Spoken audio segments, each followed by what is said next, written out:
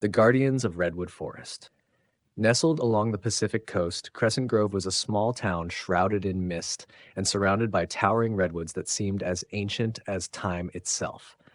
Locals whispered about the forest's secrets, spinning tales of unexplainable lights, whispered voices, and a magic that protected the trees from harm. Most dismissed these stories as old wives' tales, but not everyone. For Mia, Jake, and Elena, the forest was more than a backdrop. It was a puzzle waiting to be solved. Mia, an aspiring photographer, often wandered the woods, camera in hand, drawn to the light filtering through the dense canopy. Her older brother, Jake, practical to a fault, saw her excursions as an excuse to keep her out of trouble.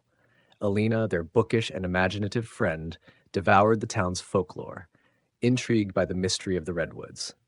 Together, they formed an odd trio bound by boredom, curiosity, and a sense that the forest held something extraordinary. One summer evening, the three ventured deeper into the forest than they had ever gone before.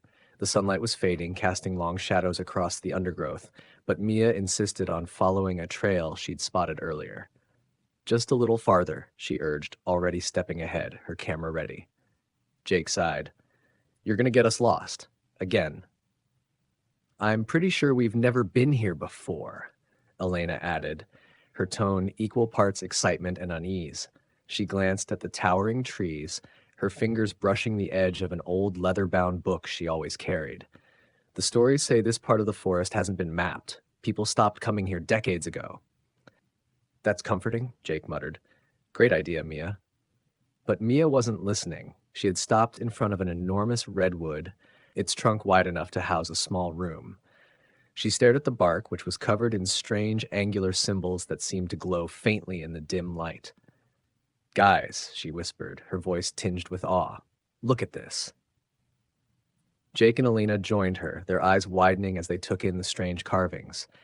They were unlike anything they'd ever seen, as if the forest itself had etched its story into the tree. The symbols pulsed faintly, almost alive. Is it some kind of writing?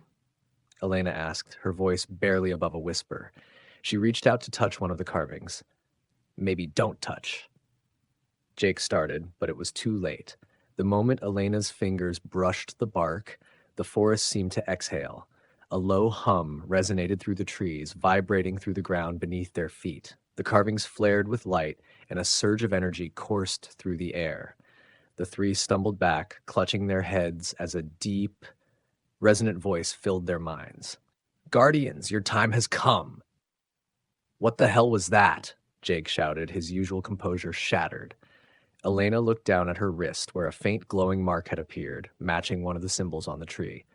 It marked us, she whispered, showing her wrist to the others. Mia and Jake had identical marks, each glowing faintly before fading into their skin. The hum subsided, leaving an eerie silence in its wake.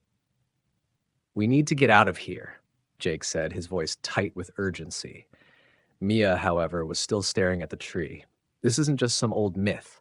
The forest, it's alive. And it's calling us, Elena added, her eyes alight with wonder and fear. The three exchanged a glance. Whatever had happened, it was only the beginning. The forest had chosen them, and there was no turning back now. The walk back to Crescent Grove felt different that evening.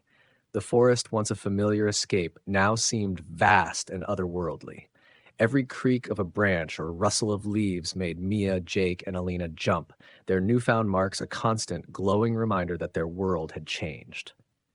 By the time they reached the edge of the woods, dusk had deepened into night, and the air carried a strange stillness, as if the forest were holding its breath.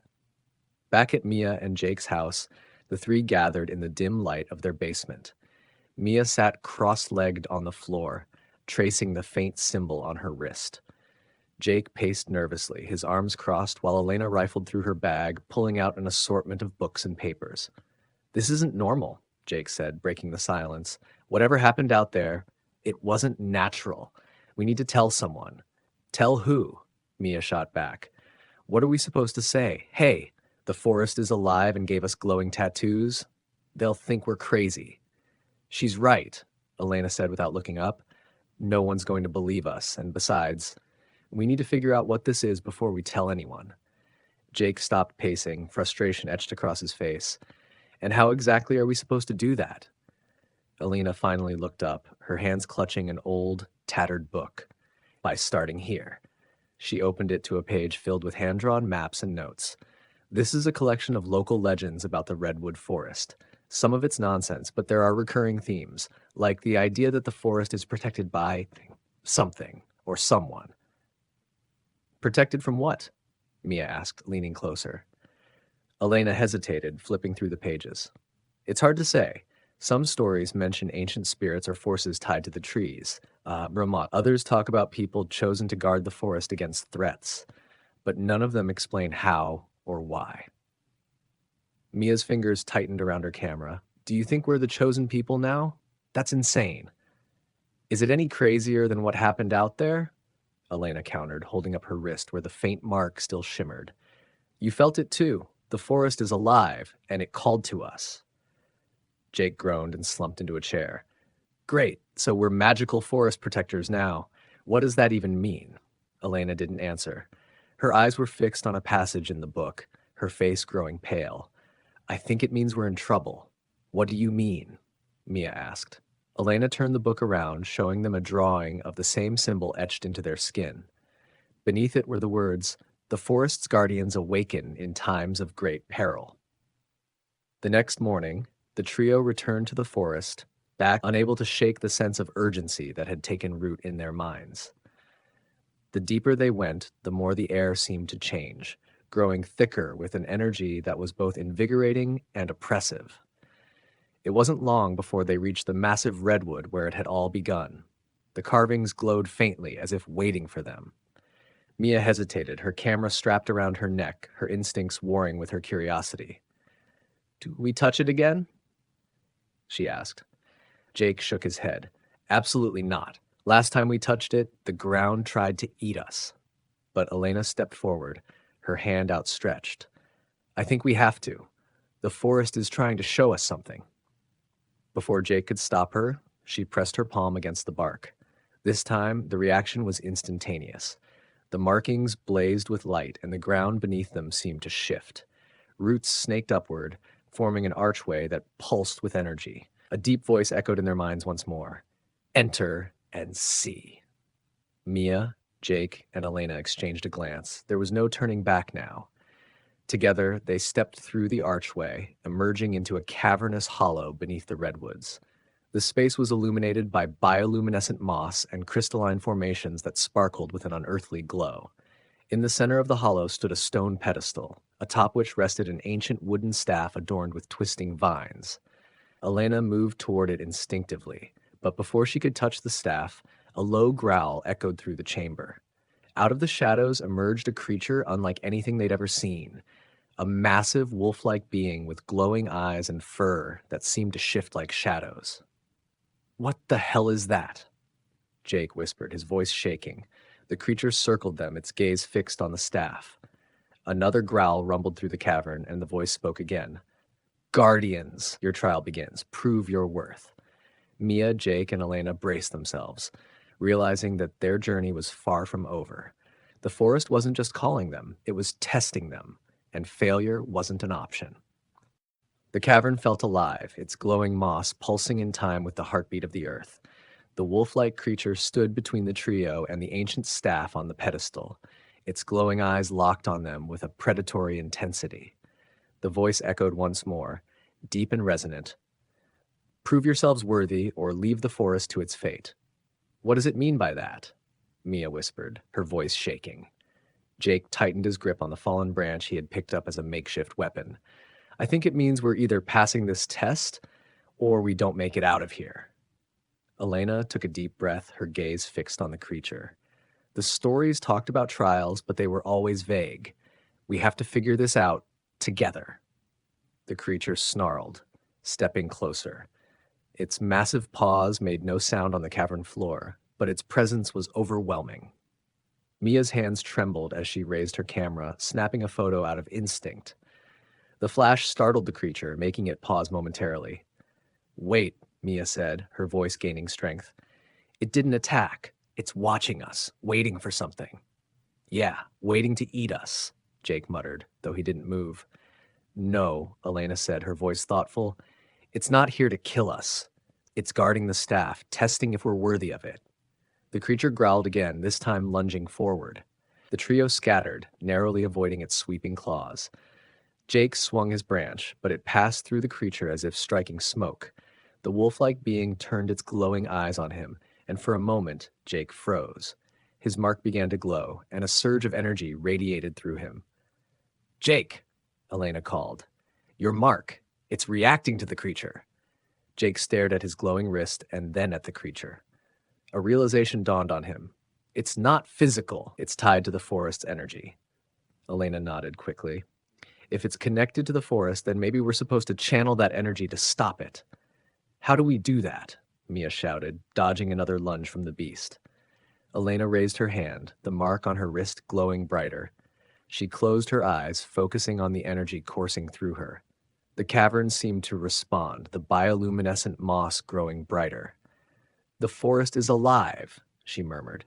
It's in us now. Trust it. Jake and Mia hesitated, but as the creature turned toward them again, they followed Elena's lead. Raising their marked wrists, they focused on the same energy. The symbols began to glow in unison, and the cavern filled with a radiant light. The wolf-like creature stopped its attack, its eyes shifting from predatory to almost approving. It lowered its head, stepping back toward the pedestal. The voice returned, softer this time. You have embraced the forest's strength. You are its guardians now. The glowing light faded, and the cavern grew still.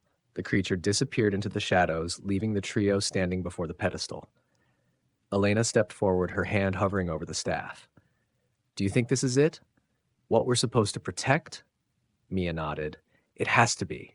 The forest chose us for a reason. Elena lifted the staff, and the moment her fingers touched it, the marks on their wrists burned brightly. Energy coursed through them, a connection to the forest that felt ancient and unbreakable. The cavern rumbled slightly, as if acknowledging their success.